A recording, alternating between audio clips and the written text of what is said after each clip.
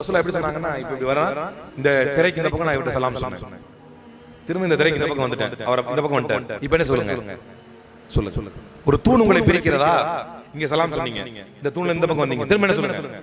இன்னைக்கு சலாம பெற்றோர்கள் சொல்லி தர்றாங்க. என்னன்னு?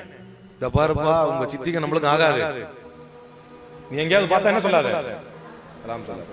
பெரியவர்கள் சண்டை போடுறதே தப்பு, பெரியவங்க சண்டை அடுத்த ஜெனரேஷன் கடத்துறாங்க. எங்க போயிட்டு வர? இல்ல, அந்த சித்தியோட தாத்தா மூத்தா போயிட்டாருல, அங்க போயிட்டு வர. நம்ம தாத்தா சாமது வரல தெரியுமா?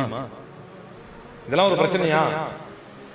சில பேர் இருக்கிறார்கள், அந்த ஹைலைட் ஏன் சொல்லணும்? சில பேருடைய ஹைலைட் எப்படின்னா, ஒரு நட்பிலே சண்டை போட்டாலும் பேசினா என்ன சொல்லுவாங்க? நான்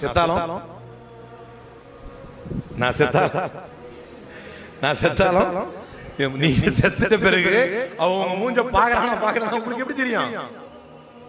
உங்களுக்கு எவ்வளவு ஆட்கள் வந்து அட்டெண்ட் பண்றாங்களோ, உங்களுக்கு எவ்வளவு ஆட்கள் வந்து உங்களை அட்டெண்ட் பண்றாங்களோ அவ்வளவு நன்மை உங்க ஜனாசால. ஆனா இருக்கும்போது எல்லாரும் டிஸ்குவாலிஃபை பண்ணி, நீ வராத, நான் செத்தா நீ வராத, நான் செத்தா நீ வராத.